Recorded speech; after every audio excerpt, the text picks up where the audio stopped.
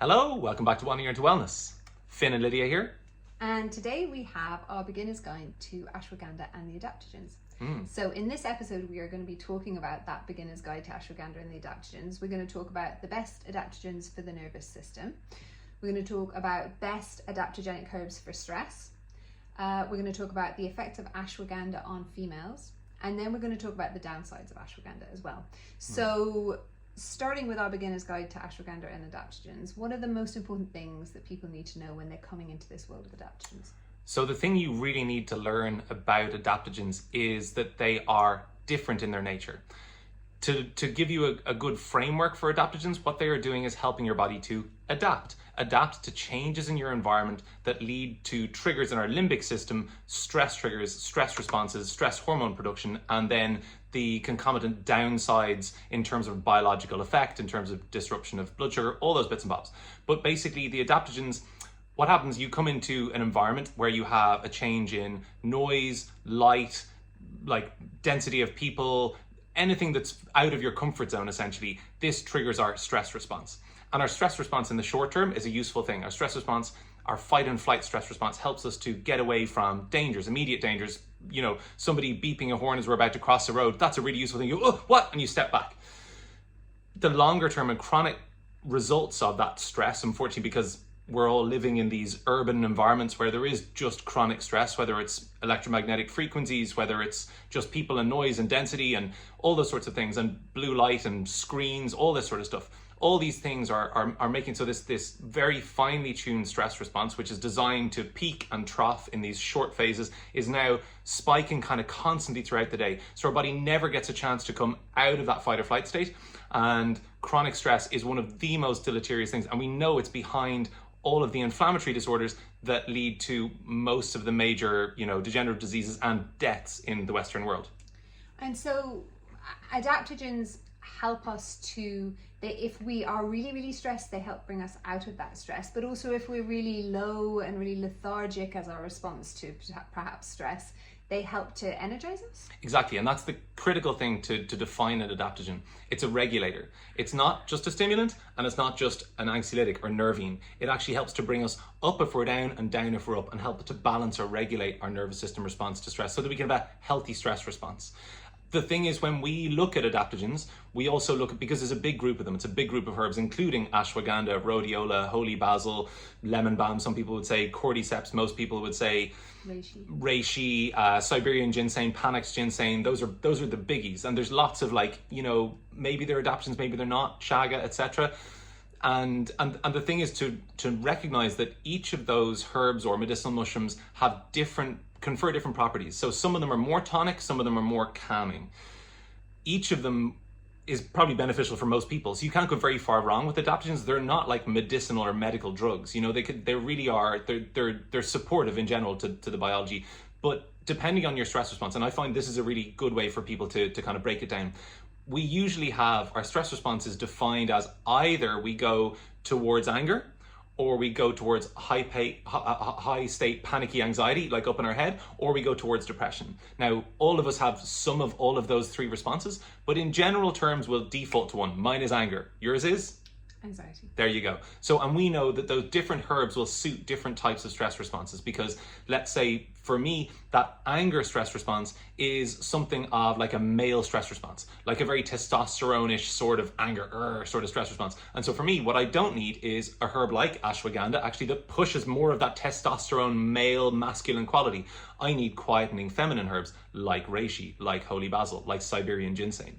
Whereas those people who might be on the floor, like with like low energy, like they get 1,000 million texts or emails and they just want to pull the duvet over their head and run away from it all, those people need that ashwagandha. They need that panax ginseng, either Korean or American ginseng. Those are like deep libidinous tonics, deep like sex hormone and stress hormone tonics. They increase your resilience, your coping capacity for dealing with stress.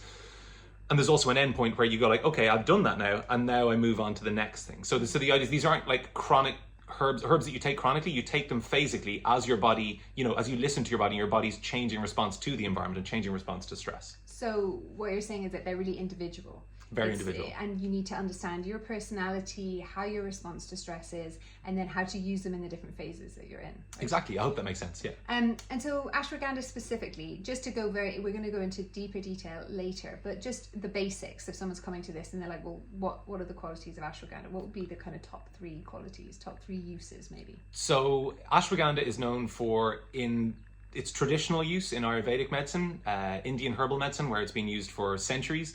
It would be used as a male libidinous tonic. So it translates something roughly as like strength of 10,000 horses or something like that, or strength of 10 horses, something. So it's like, it's giving male potency to a person. So potency being that like drive. That drive could be sex drive, but it's also just drive to go out there and do in the world, to achieve, to study for longer, to run for longer, to think and read for longer, essentially just like giving you more capacity.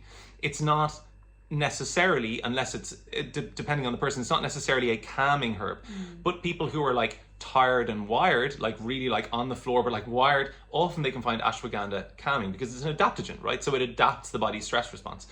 For those who are already like up at that like you know anger stress response, find themselves having like outbursts, those are the people who don't need ashwagandha. But yeah, so that's a big thing with ashwagandha. It's known to be helpful for sleep. Ashwagandha is a great sleep herb for those who belong in that ashwagandha stress response kind of group.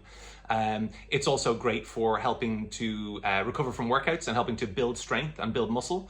It's also been shown to be helpful for low mood as well. There's some really powerful studies that demonstrate some really beneficial things around ashwagandha low mood and the sort of clinical terms around that we can't use here. Okay.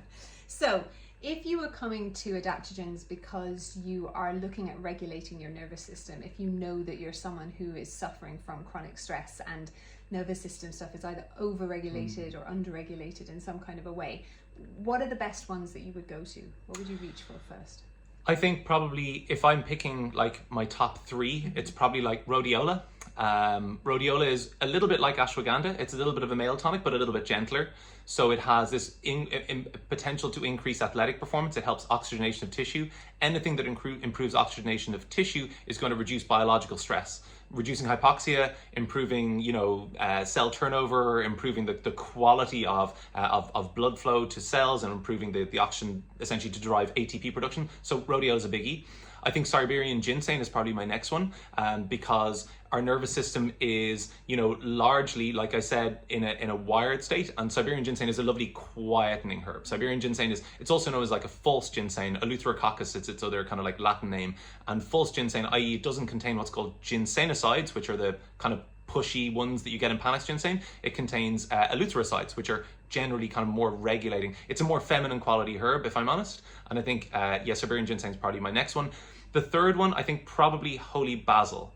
Holy basil is a lovely, peaceful herb. So our nervous system, which is, constantly responding to, excess stimulus, whether it be from hard conversations or just having to get on the bus with a million people in the morning and feeling, or where you're like, your mind goes into overdrive with small situations that they kind of go out of control, and you spin out on these thoughts, these kind of uncontrolled thought patterns that are negative. Holy basil is fantastic to help to rein that in. It's a really peaceful, zenning herb. What's known as a rasayana in Ayurvedic herbal medicine. Rasayanas being herbs that treat every body system actually, but it's a really lovely, like I say, peaceful, quietening herb. Yeah, I found that one particularly useful because I would be someone who tends towards overthinking. When I'm dysregulated, I go into that overthinking and I fill in all those gaps with too many things in my imagination, and I kind of get really stuck up in my head, and then it's hard for me to sleep and hard for me to switch off and get into that calm place. And taking Tulsi or holy basil, it's been really amazing, really calming, and you can really feel the effects. You take it, and within 30 minutes, 40 minutes, I always find I'm kind of like, I can just take that breath again. And it's nice, they're gentle as well. It's a really gentle one. There isn't like side effects to that, which is a lovely thing about adaptogens as well. It's kind of nice to know that. Yeah, big time. So effects of ashwagandha, adaptogenic herbs for stress, that's what we're doing first. Best adaptogenic herbs for stress specifically. Yeah, so if I'm saying stress, so it's stress where the stress isn't going to go away, and stress is deleterious over time. So it's not eustress where it's that short term, like I jump in a cold water bath or whatever and I have that short term acute stress that is actually beneficial long term for our body. When it's chronic stress, it's debilitating. And I think probably if I'm picking 3 herbs maybe in this situation, I would say Ashwagandha, because it has this ability, like I said, to improve our body's resilience and coping capacity for dealing with stress. I would say cordyceps, because cordyceps also has quite a masculine tonic quality to it, and something that helps, like a herb or mushroom in this case, that helps to support like libido and that kind of lust for life, our mojo, can really be helpful for us to help us reduce our sensation of that stress, essentially. And then the third one I put in there probably is reishi, actually, because reishi has this beautiful balancing quality. You can use these herbs together as well. If you ever go to a master herbalist or a medical herbalist, they won't prescribe single herbs. They'll always use them in conjunction. The masculine and feminine qualities of herbs, they'll often combine. So put your reishi with your cordyceps. And what's beautiful about this is that you can use cordyceps and ashwagandha as your daytime herbs and reishi as your evening herb. And that has a lovely regulating effect on your cycle, on your diurnal cycle. So that you have the kind of masculine go-gettery qualities that you need to bring out. Often if you're in your working day, you're like, oh, well, I just have to get up and I just have to go to work and I just have to deal with all of the whatever phone calls and other stress I have to deal with. And then at nighttime, you can enhance that peacefulness that your body needs to have to get back into sleep state. And the joy of adaptogens is that by funding your energy levels during the day, it naturally supports your body's descent into rest, which is what you really want. It's getting back that cycle, that nocturnal thing. So they adapt to us, but they help us to be better at adapting to our life as well. So it's about that flexibility and learning to go with the waves, because we're always going to encounter stresses in our life. It's not like we have days where it's just like, oh, beauty is happening all the time. But it's allowing us to go, okay, well, here's the stress. Here's how I respond in an appropriate way. And then here's how I calm down in an appropriate way. And the more we take them, the more we get better at adapting to those things. It's not just while we're on them, it's like actually a learning process. That's the joy of it, exactly. So they're support herbs, they're bridge herbs, they're herbs that should be taken in a phasic loading dose. So you take a little bit of them for a week and a half. Let's say a good way to do a cycling dose or loading dose program with adaptogens, which I think is really helpful and I often guide people towards, and it seems to be pretty successful, and I use it myself, is if you say you have a 4-week cycle that you engage in twice and then you drop the adaptogen. That 4-week cycle looks like week 1, you take half of what's stated as the dose on the side of the bottle.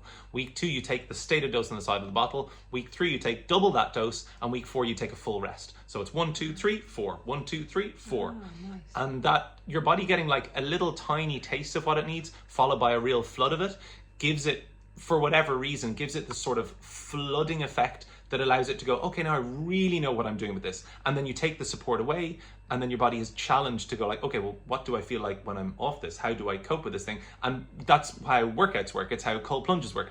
Nothing is designed to be chronic. It's designed to be phasic. So you take a lot of it, and then your body goes, oh, now I'm challenged. Oh, what was that thing I did last week when I had this herb? Oh, I remember now. I'm going to do it for myself next time. So that's why that kind of 2 cycles of that 4-week loading dose program I find really useful. I think that's one of the lovely things, isn't it, about herbal medicine, is that you don't end up in a situation where you're just taking pills for the rest of your life and you're reliant on something else. You're not outsourcing to those pills. You're actually using them as a medicine, as a wisdom, as a learning, and then your body gets better, and then it doesn't need those pills anymore. Exactly. Which is really nice and really comforting. Yes, what she said. So ashwagandha and females, that's something that we hear talked about a lot but not really explained very well, and you were talking about it earlier as like a male energy herb, and that can be really confusing, because then women might go, well, I'm not male energy, does that work for me? And let's talk about that a little bit. So I suppose when we talk about female hormonal cycles, this is particularly for women who are menstruating, right? You have your follicular and your luteal phase. The follicular phase builds towards your first major peak in estrogen in the middle of your cycle. And generally in those times, you have a bit more capacity as you work towards the middle of your cycle. And what I would tend to say in those times, maybe it's better to work with more feminine or feminizing or feminine herbs like reishi, like Siberian ginseng, like holy basil, like passion flower.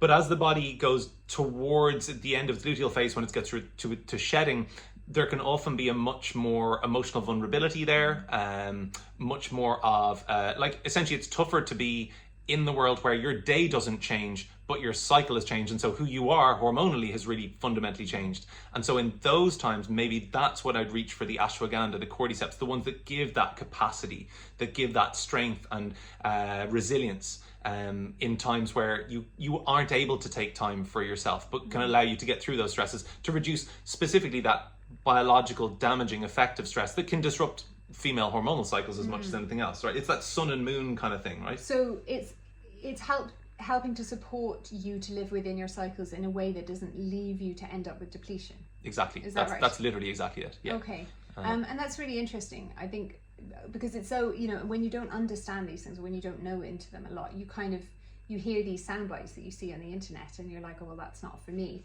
And like, I would have been someone who I was like, oh, ashwagandha, I think it's going to be too much for me, too overstimulating for my system. I'm really sensitive. I react to things really strongly. But actually to think of it that way, where I'm living within my cycle in those phases, like that kind of, we call it the PMS phase, but it would be that phase where we're kind of coming into listening to our body more, we're more emotional, the stuff that we've been holding or repressing during the month is coming up, is being offered for us to deal with. But sometimes we don't have the space, like you said, or the capacity to deal with it because we've got kids or work or different things. But you do feel really vulnerable, you feel really raw. It's like the veil is thinner and it's hard to be out in the world. To have something at that stage to draw on like ashwagandha, I can see how that would actually be really nurturing and really supportive for me. It would be like being given like a helping hand in that moment. So that's really nice to sort of understand that a little bit better. Cool. Now, the downsides of ashwagandha. So one thing that's happened for me a lot is that people come to me, clients come to me and they're like, my friends are taking ashwagandha, everyone's on ashwagandha, they're all saying it's really amazing, I want to take ashwagandha, I'm recommending it to all my friends, and I'm always a little bit like, ooh, I'm not sure. Can you talk into that a little bit? Yeah, so most people come to me about ashwagandha because their friend said it was great and helped them sleep. Usually that's it. And it can really help people to sleep, but also it can also lead to reduced quality of sleep if you're the person who, like me, is somebody who has bags of energy and goes at their day really hard, and actually they just need to be quietened down. They don't need ashwagandha in the morning. Now, there are times like when I've just been sick, I will definitely take ashwagandha. In fact, I was taking ashwagandha up until a couple of weeks ago, pointing at my large medicine cabinet over there. But yeah, so ashwagandha is a great tonic, a physical ergogenic tonic, like Shazandra actually is another good example of that. And so it really lifts the body, lifts the libido, lifts the capacity and the courage, that sort of stuff. But the downside of that is that it is like very driving for the nervous system. It's, you know, it's like not as enervating. Yeah, enervating. It's not as stimulant as caffeine is. Like, it's not the same thing as that. But certainly, like, chronic use of ashwagandha, I wouldn't really recommend for females or males, but particularly for women. I'd be quite cautious around recommending ashwagandha in that situation. Likewise, you know, for most women, actually what they kind of need more is like herbs that help them like reopen their heart, where they've shut their heart down because they've had to shut their heart down because the stress is just too much and they can't really express their emotions through the day because they're working in this masculine whatever paradigm that we have. And so things like passion flower can be much more helpful. But again, it's that balance. It's like using ashwagandha, thinking it's the panacea, that's where you're going to go wrong. Using ashwagandha alongside those other more feminine, quieter quality herbs, Siberian ginseng, passion flower, holy basil, reishi, that's the real juicy way to get the best benefits out of ashwagandha. And also, like, using it chronically, not smart. So basically it's that one size fits all soundbitey mentality that we read so often on the internet. That's the downside, really, because you just read one set of qualities, and actually what we have to understand is a bit like in Ayurveda where we have the doshas. You have to understand what your body makeup is and how your response is, and then how it might adapt in your body and regulate your body differently. So you need to kind of get maybe either understanding yourself or go to someone like you who has advice when you're choosing that, so that you can listen to their picture and their pattern and what their day looks like, and then choose the specific adaptogens that work for them. Exactly that. Okay, hope you've enjoyed all that. Hope you've learned a little bit about adaptogens from us. And yeah, come post your comments below, like, subscribe, please help us get this content out to more people and have more conversations just like this. Thanks for watching. Bye. Bye.